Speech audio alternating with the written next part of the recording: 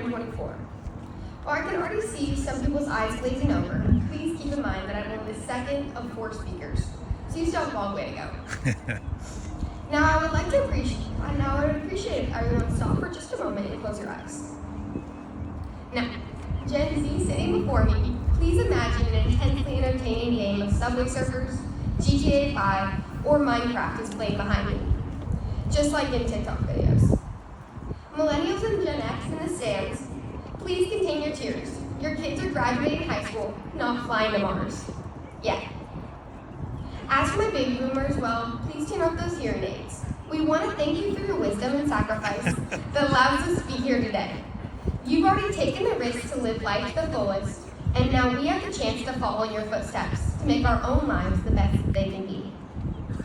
To begin with, I would like to establish that I'm in no position to give you advice in the future, so take everything I say with a grain or a mountain of salt. Being book smart doesn't make you street smart or prepared for the real world. For those of you who know me, I'm excellent at tripping on my own feet, horrible at reading any of the assigned chapters in my textbooks, and like most of you, only passed my English tests thanks to ChatGPT and SparkNotes summarizing my assigned reading books. In conclusion, I am no more prepared to be an adult than any other graduate here. To begin with, I would like to reflect on the high school experience. During the last 4 years, we couldn't decide our own schedules inside or outside of this classroom, couldn't choose most of what we studied, couldn't drive half the time, and were required by law to attend classes we may or may not have detested.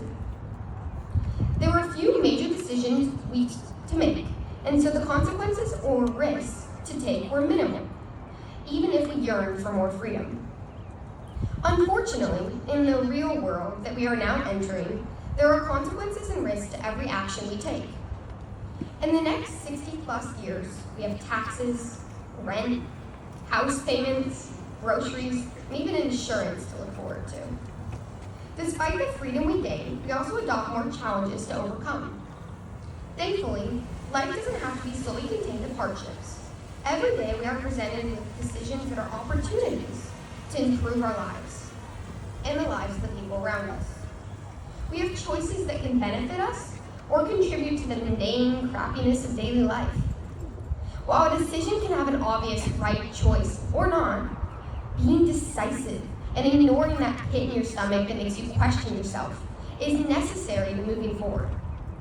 Terrifying choices can lead to totally unforeseen outcomes for good or bad. But failure to make a decision is worse than failing and learning from your mistakes. Take a chance to find a job that you are passionate about instead of the one in the same old boring office. Take a chance to talk to that person you've been admiring from afar and will talk to later.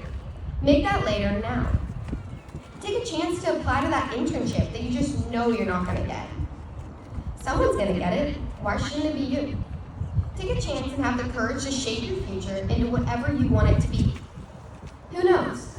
Maybe those parents crying in the stands today will one day be crying because their baby boy or girl is actually going to Mars.